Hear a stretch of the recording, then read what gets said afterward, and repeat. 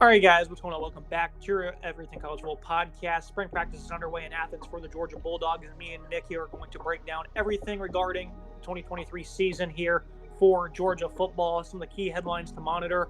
They're seeking to become the first team since Minnesota all the way back in the mid-30s to become three-peat champions. There's some crucial departures at important positions: quarterback, left tackle. We use a couple of defensive backs and defensive tackle. Those positions all have high-end contributors dipping to the next level. And I think the biggest headline to monitor here, Nick, is Todd Monken heading to the Ravens. Mike Bobo will take over as OC. Now, this was kind of expected. Todd Monken, of course, he doesn't really like to recruit that much. But this is a big loss for Georgia, I think, in more ways than one. He's just a phenomenal play caller. He understands his personnel to a T. This is a guy that runs a lot of bootleg action. The jailbreak screen is a staple of this offense. He calls it with perfect timing in the red zone. They're also very physical. I'm sure he has some implementation of that. And they run a lot of 12 personnel with two tight ends. You've seen Tommy Reese. He went to Alabama. That's a big coordinator side of things on the West Coast. But fans over here on the east side of the SEC, they're not very happy, I think, with Mike Bobo taking over. Of course, his last stint at Georgia, with Aaron Murray. These guys put up some great numbers, and this was really the staple of that football team was good offense. But since he left, it's been completely different for Georgia. The defense has taken over. Kirby Smart has built a bit of a dynasty here, while Mike Bobo, on the other hand, has had little success at stops like South Carolina, Auburn, and then a head coaching ride at Colorado State. Nick, what do you make of Mike Bobo taking over? A lot of Georgia fans aren't happy with this, but I don't expect too many things to change. Obviously, the play calling nature is certainly going to be a little bit different, but I think the staples of this offense, they're going to remain intact. Yeah, I certainly think this is an interesting headline to kind of monitor at this point. I think Georgia, very exciting team to kind of look at here. They got to be the odds-on favorite to win the national championship at this point. Of course, looking to become the first team since Minnesota in the mid-30s. Alabama is the closest thing we've had to a chance of a three-peat. Where in the 2013 season they were really a missed. Talk about as an Alabama fan, that certain kick in Auburn away from potentially a berth in the BCS national championship game, and they could have probably beat Florida State punch for punch that day for a national championship. Of course, Todd Monken, this is a huge loss for Georgia, right? Very talented play caller. Didn't like the whole recruiting side of things. It's a very noted thing. Very clearly didn't like that. I think he fits great with the Ravens. I think it was a great hire for the Ravens. Mike Bobo, if I'm a Georgia fan, I definitely should be concerned. I think this is a tough hire. We definitely saw that this year with new coordinators across the SEC. Alabama kind of did a similar thing with their defensive coordinator hire, where they hired somebody who has ties to the program, but is not really the flashy hire the program might need in that situation. I think they could have gone with someone younger, more inexperienced, but higher upside here. I think Bobo, what you're going to get. I think that the state in South Carolina was a disaster. Time in Auburn, not great. Colorado State as a head coach, very poor. So I think it's going to be a kind of a gamble here for Georgia. A team that's not been known for their offense under Kirby Smart really until the past two seasons. I think it's definitely something to kind of keep an eye on. Will this return to more of a defense, low-scoring type of team that they're not going to put up 49 points, 50 points a game? They're going to be really low-scoring, kind of grind the game out with a strong defense. I think that's going to be kind of the recipe they're going to follow here in Athens. Potentially, this is certainly a favoritism hire because, Bobo and Smart, they go a long way back, really good friends for numerous years. Looking at who's going to replace Stetson Bennett, though, this is a three-way battle at quarterback. Looking at Carson Beck, he's going to be the favorite as we enter the spring. Some of those positives. This is a guy who has high football IQ, student of the game. He's got a big arm with some good feet. He moves well in the pocket, the ability to go through reads. He's got some good rip on the ball, 6'4", 215. You look at Brock Vandegrift, a former five-star recruit, 6'3", 205.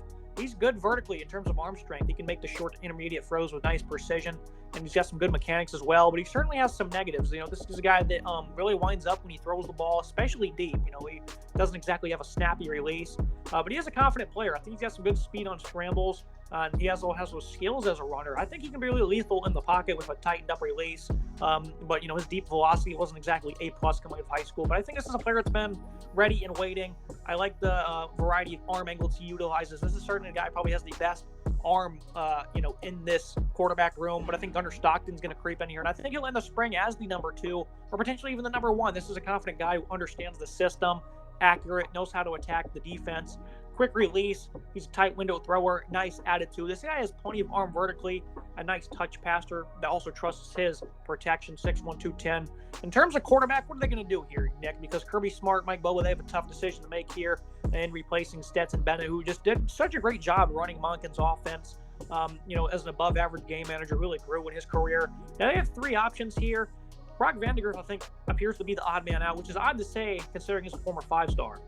Yeah, it's a tough thing to see for Brock Vandergriff. I think Gunnar Stockton as well has a lot of potential. I think he's going to be the kind of guy here to sit and be that number 3. Vandergriff certainly could be, if anyone's going to transfer here, I think Vandergriff's got the potential to be the one that transfers. There's been some rumors in the past discussing potentially him leaving and going to another school to get, a starting opportunity. Of course, that's just pure speculation. I think Carson Beck's got to be the guy here for me to start. I love the size, 6'4", 215, ridiculous size, fantastic. Solid with the reads, solid in the pocket. I think Beck's a really good kind of piece to kind of plug in there and be the new starting quarterback here. I really like what I can see out of Carson Beck. And that's not a knock on Vandergriff. I think he's a solid player. The 6'3", height, 205. It's a fine size, right? I think I prefer Beck's the extra inch plus the 10 extra pounds, right? I think that does add a variable for me, but I think Vandergriff will find a spot at some point in a program in the SEC. I just think this is going to be Beck's team to run, and Gunnar Stockton's breathing right down his neck. I think Stockton's got a great potential as well for the future here at Georgia. I like Beck a lot. I think that's a good kind of plug and play quarterback here, and there's still a ton of offense on this talent on this. I'm pretty sure Gunnar Stockton ran that scout team last year because Kirby Smart had made some very positive affirmations about him late last year. So I think this is going to be an interesting QB battle. I do think Carson Beck has the leg up, and I do think that, bearing anything crazy, he will be the starter in week 1. Looking at this offensive front, I think this is probably the nation's best unit heading into college football spring right now. For the biggest reason why, they return the top 3 guys on the interior: Cedric Van Pran, Xavier Truss, Tate Ratledge. These are all 3 veterans of this unit. Tate Ratledge, this guy has good ability on reach blocks. He has some good balance. He isn't all that strong, but he's a good pass protector. Only allowed 1 sack this past fall, 6'6", 315. A great center in the middle in Van Pran. This is an athlete. He's a great leader, very vocal. I really like his quick feet. He locks on well when it comes to defenders, with active hands, a wide base. I certainly think his feet technicalities need some help, but he does have some nice choppy feet. Just needs some more consistency there. And Xavier Truss, this guy had 725 snaps at left guard in 2022. Good explosion off the ball. He does struggle to stay engaged a bit, but he's certainly active and plays with high hands. Another big bulldozer here at 6'7", 320. And then you look at the 2 tackle spots. This is where some things are probably going to go a little different for some people. Let's figure out who's going to be the plug-and-play guys here.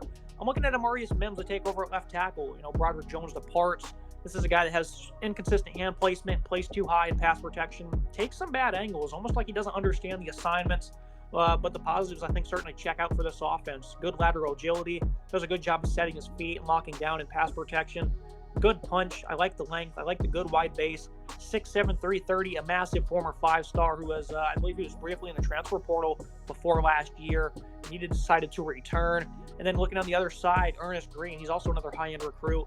He's a versatile player, a powerful run blocker, a fluid athlete. He can move up the field very well, makes good blocks at the second level, plays with a mean streak as a blocker. I think his fit in this offense is just terrific. Nick, do you have any concerns with this unit? Because they do lose a handful of guys, Broderick Jones being the most notable. But again, 3 starters are back on the interior, and I love the tackle potential here for Mims and Green. Yeah, I think having 3 stars in the interior is a huge plus here for Georgia, right? Lots of experience there. Get 3 guys who know what they're doing. Truss, Van Pan, Ratledge, these guys together, they've played together. They got good experience, a nice connection. I think that's great. I think Ernest Green's got incredible potential at right tackle. I love what he can do. I think he's got a ton of high upside. I think Mims, underrated as a junior, has good experience, inconsistent hands, but outside of that, I think he's a really talented player that fits in perfectly there. I think this is one of the better offensive lines in the nation, definitely one of the best in the SEC, and there's a lot of talent here. I think this is a good kind of way to build this Georgia offense. You got to have good anchor points here, and this offensive line is fantastic. Yeah, Tate Ratledge, he was a phenomenal pass blocker for them, but he wasn't the best run blocker by any means. Warren McClendon, another one of those veterans who's departing.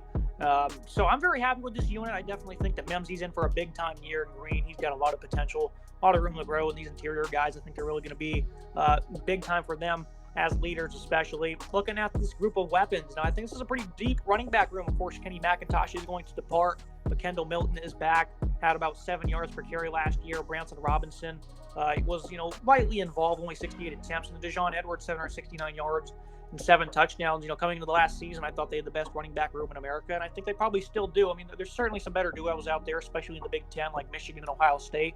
But I think in terms of 3-man rotation, this is the one that's going to do it for you. Milton, this is a guy that gets a lot of work as an inside runner. He's strong, he's physical.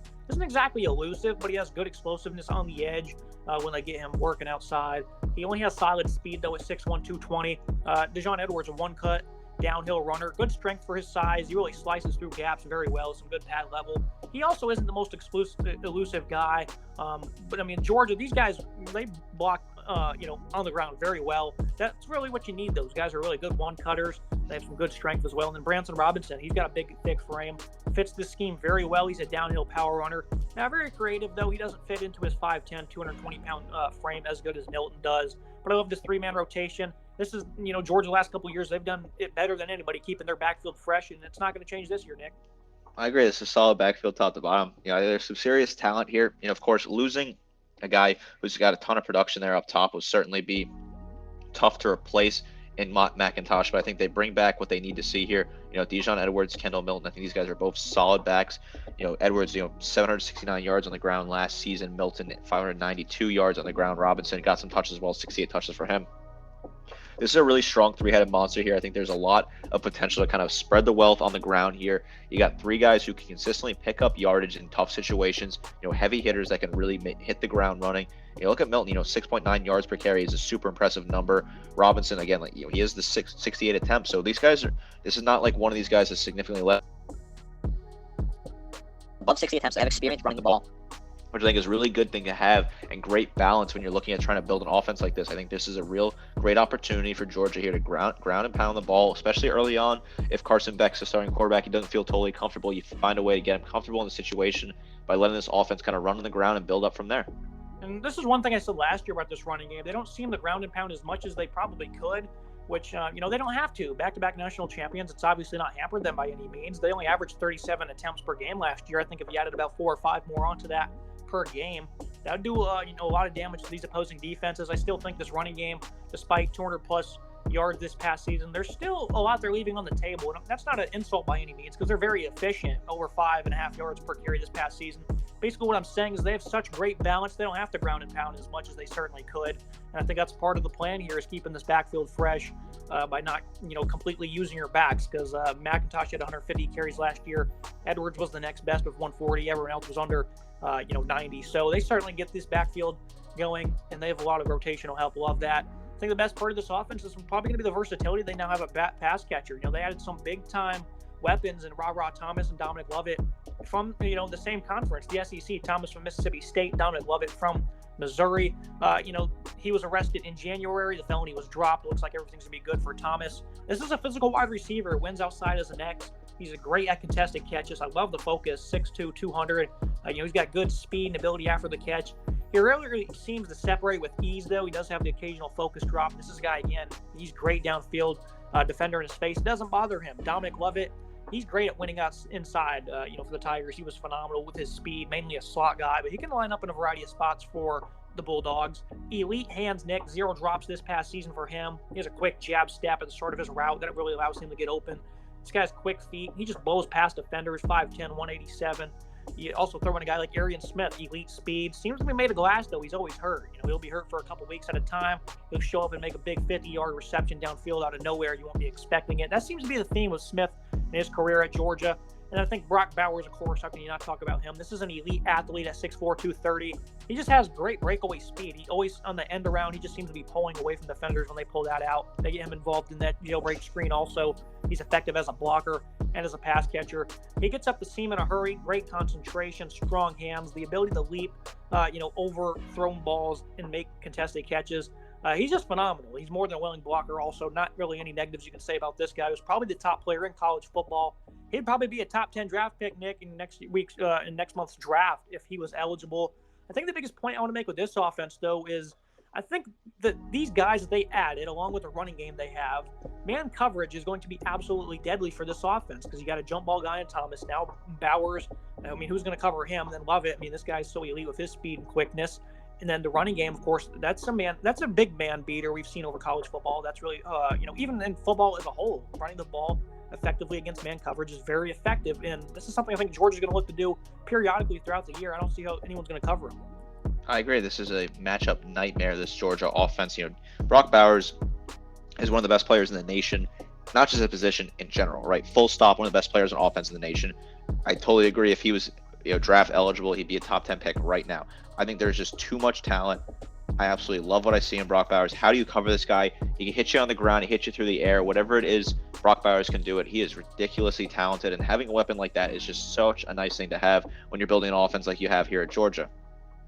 Kirby Smart hit the portal here this year. This was a big portal year for him. We see in the past other schools have dominant years in the portal. Kirby Smart took his turn this year. Ra Thomas, incredible wide receiver at Mississippi State, one of the most productive pieces of their offense. A big miss for them losing him. He ends up here at Georgia. This is a great fit. I know he had the issues, obviously, with the felony arrest, but that has been dropped. If he can stay his mind, focus, stay off the field issues out of his personality, that will be great. Dominic Lovett, another SEC guy transferring. I'm more excited about Lovett than I am about Ra Thomas, to be honest with you, because I think he was a great player at Mizzou, underrated. If you watch the film and you really understand what's going on there at Missouri, you can see how talented he is. The X's and O's of him are fantastic. I love what I saw to Lovett. Really talented player, top to bottom. Great ad here for Georgia. Two guys they get. I think you slot Lovett in at the Y. I think it's a perfect spot for him. Ra Thomas at the X, good spot. Arian Smith as well, potentially play the Y if he's able to stay healthy. Like to see him be able to potentially play this season, a full season. I really think he's a talented player, very underrated on the offense. This is a very strong offense, and as long as Carson Beck is in there and comfortable, This offense, the sky's the limit here. I think this is a very talented offense, top to bottom. I think they're going to have a great opportunity here with Bowers to build the offense around him and kind of draw up some great plays. And Mike Bobo has a lot of tools to work with here, and he can really start to build something on offense. Now, Ladd McConkey, he's also coming back. 58 receptions, 762 yards, and 7 touchdowns last year. This is certainly an underrated player that I think certainly doesn't get enough appreciation. He's great in the open field, the fluid feet. He always looks to get open. He's a space creator, asset as a returner.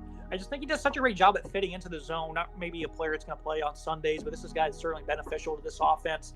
And I definitely think Thomas and Levitt being added in the portal was kind of required. It was certainly kind of came out of nowhere, but it was almost like they were promised playing time because the depth isn't great here. Marcus Robinson, Jack Saint, of course, he's played sparingly over the past couple of years. He's a rising senior, 29 grabs, 37 yards last year. Dylan Bell, a former 3-star, 20 receptions for $180. Then you also have Anthony Evans, I believe is a 4-star recruit coming in. Depth isn't exactly ideal here, Nick. So if something starts to happen, where they're kind of beat up at this position, it could certainly be a bit of an issue. I think they'll work through it, especially since Oscar Delp, I think, is going to get more involved in the offense this year. Looks like they're going to keep him at tight end. I'm not sure how much weight he's added on, but he was 6'5", 225 last year. This is a guy that has great catch and run skills. He's pretty elusive. Fluid route runner as well, strong cuts. He gained experience this past year as a blocker, but he certainly needs to add that weight to be an inline asset for the Bulldogs. How do you feel about my assessment of them, potentially having issues with depth? I think it's, it's certainly a fair assessment to look at here. I think there is some depth issues with this team, outside of, Smith potentially being a depth player. I know, like I said, if he can stay fully healthy, but outside of Smith, I look at this depth and it's not that great, right? I think the top three are fantastic with McConkey, Levitt, and Thomas. Of course, getting McConkey back's a huge add for this offense. But then you look at the rest of the depth, there isn't really anyone here. I think the rest of the wide receivers here, there's just not really a whole lot of talent. Deion Morissette, he's also there, but he didn't have a whole lot of catches last year either. So I think there is some serious question marks. If something happened in the injury department, could they be able to keep up on offense, replace and fill those holes? I don't know if it's going to be really that possible. Of course, they also lose Darnell Washington as well. More of a blocking tight end, but that's a guy you lose. That's a piece you got to kind of contribute in there and figure out how you lose. They've been rocking 2 tight ends in the past 2 seasons, but now that's not an option anymore of him heading to the NFL draft. So I think there are some question marks with the depth. I would be concerned if I'm a Georgia fan about if something happens, God forbid, then you could find yourself in trouble. And they certainly want to continue to use 2 tight ends, though. So we'll see what happens on that front, looking at the defensive side of things. I don't think this defense was as good as it was 2 years ago. Not much slouch one bit. They still allowed less than 300 yards per game, gave up around 14 yards per contest. The run defense was flat out elite. The most they allowed all year was 140 in week 1 to Oregon, who they beat by 46. So that number really, garbage time yardage there maybe. And then 119 against Ohio State.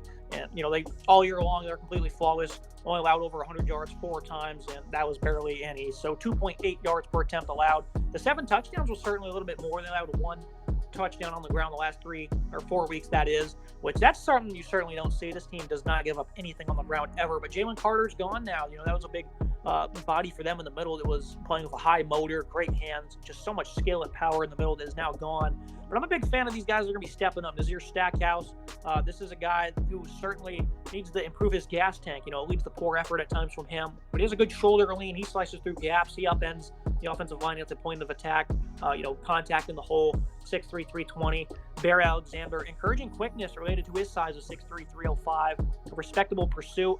Good fit due to his stack and shed ability against the run. They're very happy to get him. It's a player I talked about last year. But I think the biggest part of this front 7, or at least on the defensive line point, is going to be Mikael Williams. Good speed to power, a phenomenal bull rusher because he has great power as well. Stands up the offensive line. He walks them down. Relentless effort. He uses his hands very well. 6'5", 265.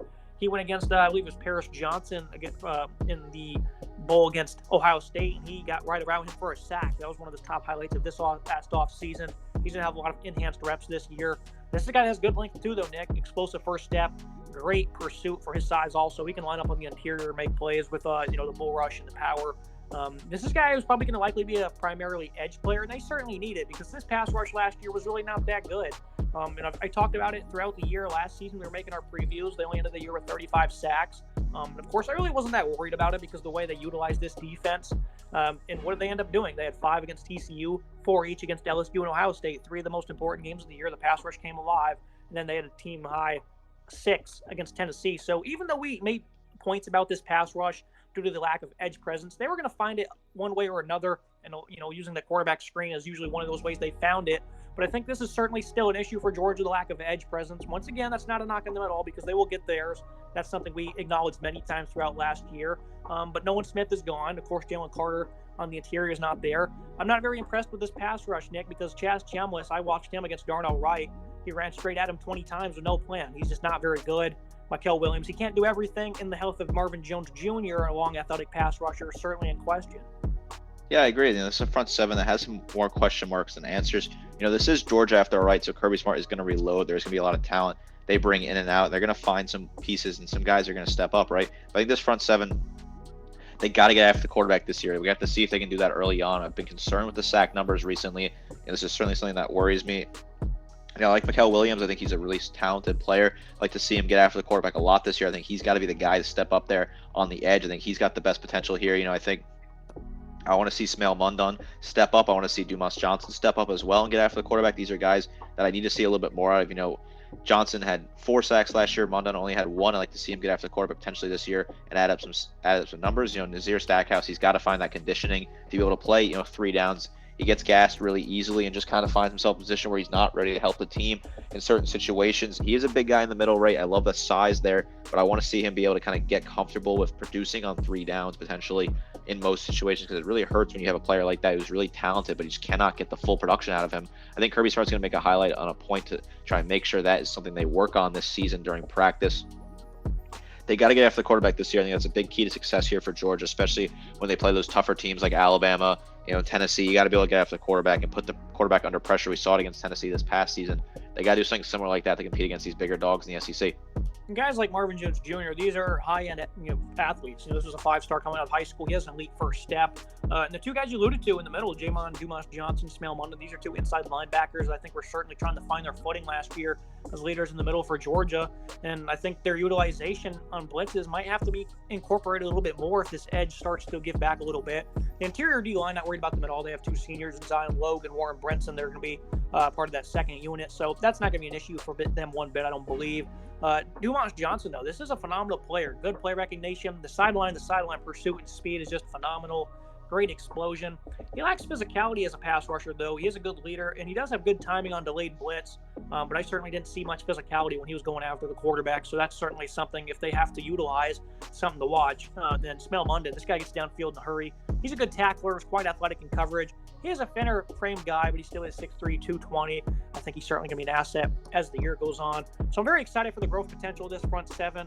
Do you think they will be, once again, the top-ranked run defense in college football? Because regardless of who they lose, I'm not really concerned. They continue to seem to do this under Kirby Smart, and this is certainly just going to be a continuous part of their defense that is going to be tough to crack.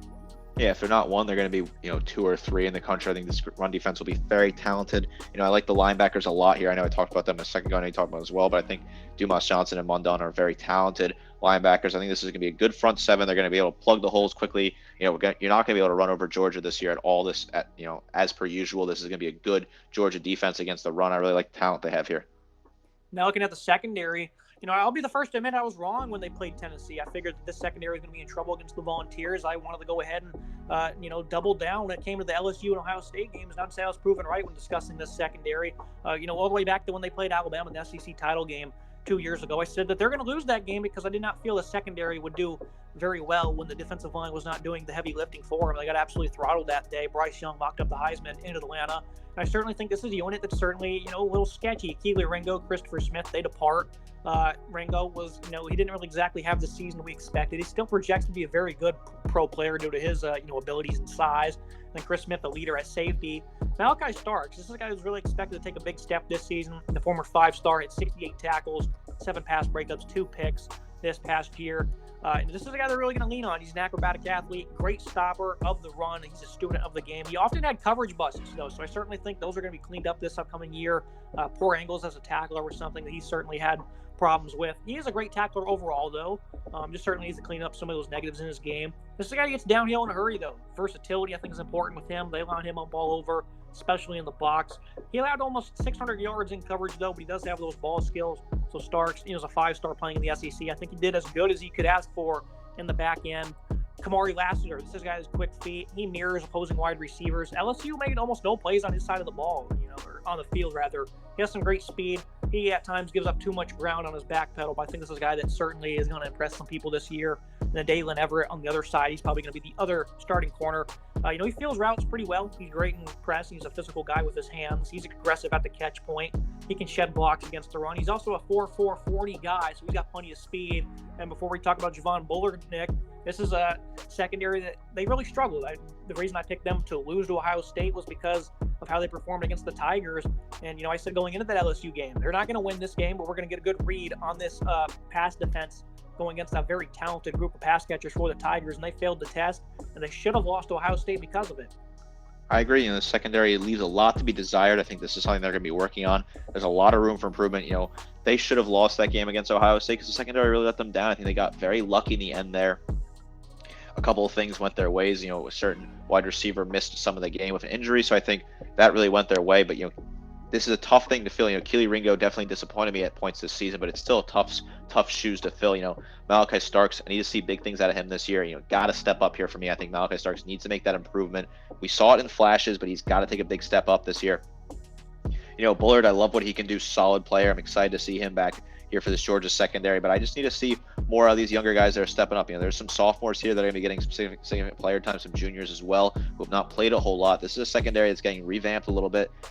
They got to look better here, right? Yes, I know they were good against TCU and Tennessee, but they were terrible against LSU and Ohio State, right? And Ohio State, CJ Stroud really had his way with them. He picked them apart, really controlled that secondary, and was able to do whatever he wanted with them. The secondary's got to step up here. I need to see big things out of Malachi Starks. He's the one guy I'm circling right now of player that is the player to watch for me on the defensive side of the ball in college football. Because if he starts to struggle, I think the whole secondary starts to fall apart, and Georgia can find themselves in trouble, especially against a team like they did against Alabama in the SEC title game. If they get into a situation where they're in a shootout with a team that is really talented through the air, they can find themselves in serious trouble. And Javon Bullard, he's strictly a slot corner. He's good with blitzing from that spot. You've seen it against Tennessee. Like I said, they're going to find their ways to get to the quarterback. He has elite instincts, a very good fluid runner. He's very good against the run as well. He's never out of phase in coverage. That's one thing that's certainly important, is that despite the struggles of the secondary, it was never Bullard who was struggling in the back end. I think he was always in tune with what was going on back there. And I think that the consistency thing's certainly a factor, because they were lights out against TCU and Tennessee, held them to under 200 yards each. Obviously, nothing went right for the Horned Frogs, but even in the garbage time, they couldn't do anything. The only touchdown they had in that game was off a coverage bust. So there you go. That's where it happened. And they ended up still giving up 152 yards passing.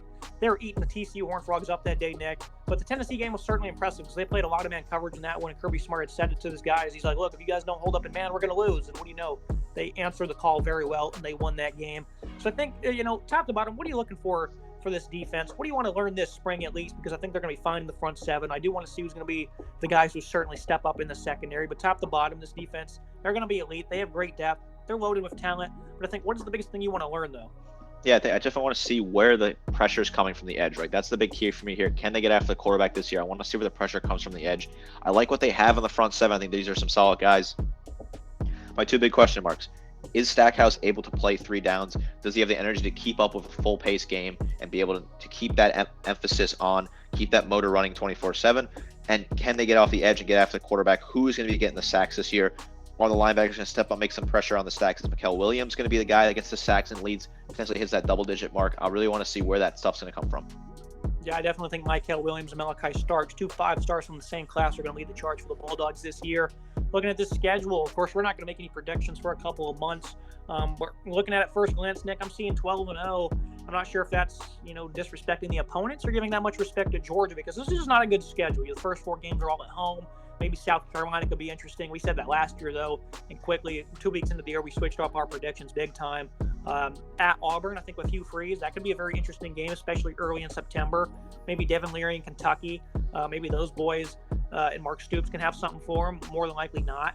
They get the bye week before Florida. Billy Napier has his hands full this year, and now he's losing his top prospect, who's at quarterback in Anthony Richardson. So a lot of stuff going on with Florida. They should probably have it figured out by that point in the season. Will it be enough to win in Jacksonville? Probably not. I think everyone's circling the mid-November slate where they host Ole Miss and then they face Tennessee in Rocky Top. Even if they slip up in one of these 2 games, they're probably still going to be in the playoffs. And I do think this team could certainly be undefeated and lose in the SEC title game. And if no one on the schedule really helps them out, that could potentially, depending how the cards fall, of course, maybe knock them out of the playoffs. So I think this is a schedule that, while it's easy, they cannot lay off by any means, because they had some slumpers last year. Remember, the Kent State game, for example, they had a few ones that were closer than they should have been. The Missouri one is also. This is a team where they cannot afford to slip up, because I think if there's other teams fighting for playoff spots, it could potentially hurt them. More than likely not, but I think that's something to consider. I agree. I think this is a team that has to go 12-0 here. I think they can get in the playoffs with 1 loss, but I think it certainly is going to be a tougher ask on the selection day, to kind of make that decision for the committee. I really think that's a tough ask if this team has 1 loss. Looking at the schedule here, Auburn, of course, first year under Hugh Freeze, there's a lot of question marks down the Plains. That's a tough place to play, right? It's regardless. Auburn could be terrible, and we've seen it with Alabama in the past. We've seen it with Georgia traveling there in the past. It's a tough place to play, right? Jordan-Hare, that's a very loud stadium, so you never know you're going to get at Jordan-Hare. So that's certainly worth circling on September 30th, at Florida in Jacksonville, right? Of course, the traditional rivalry game. I don't think there's any really worries here. I think Florida's not going to be that great. You never know, and again, you never know. It's a tough place to play with the fans, the way it splits that up.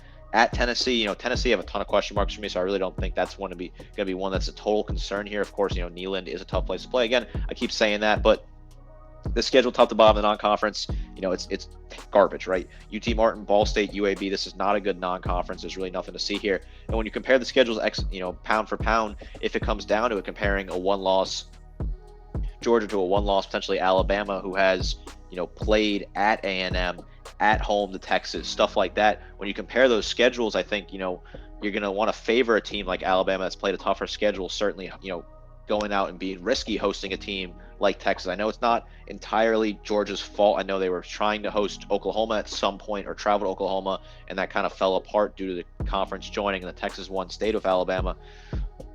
It's not a great schedule, so you're going to have to win out here, I think, for Georgia in convincing fashion to be in the playoff. I think that's what you really want to see out of the Bulldogs. I think this should be a 12-0, right? Top to bottom, nothing crazy here. But you never know in college football, right? Any given Saturday, who knows what can happen. And it's not to totally disrespect Georgia, because I've acknowledged many times this is the lone year where they don't have a tough non-conference schedule. Over the next 10 years, they've got Clemson's on there. I know they have a couple of those guys that are coming to the SEC, also in Texas, Oklahoma. I don't have it in front of me, so I don't know the rest of it. But they certainly have tough opponents, I think, for the next decade non-conference. So unfortunately, this is the lone year. But yeah, overall, this is a very good football team. Spring's going to be fun. Hopefully everything goes smooth for them. And some of their issues they have will certainly get kinked out, like who will be the next contributors at positions like quarterback, corner, defensive tackle. And we'll see what Mims can do at left tackle here in the spring. But I think this is a team that certainly we're going to be preseason number ones, and I think they're certainly going to have an easy road to the playoffs. Not many concerns, though. I'm not worried about the turnover for Georgia. I'm not really that worried about Mike Bobo taking over either at offensive coordinator. So final thoughts, Nick? Preseason number one, they got to be odds-on favorite here for me to win the national championship. If you're looking at the lines, I think they got to be the favorite here. Certainly, I think there's a lot of talent on this team, top to bottom. Defense is going to be good. I think the offense will still be good. Obviously some question marks on the offense more than the defense, but I think there's enough talent top to bottom to carry this team to the playoffs here. I think 12-0 is a very realistic expectation for this Georgia team. Kirby Smart's a disciplined coach. His team is disciplined. They don't turn the ball over a lot. They don't have a lot of penalties. They play hard at home, especially. That crowd's very loud at Sanford. So I really think this is going to be a good team top to bottom. I think they should easily be, one of the top 4 teams in the country, and come playoff time, they should be, the 1 seed in the playoffs. That's going to be it for today's episode, guys. As always, Nick, appreciate you joining me. Absolutely. Looking forward to spring ball. Make sure you guys like, comment, subscribe. See you next time.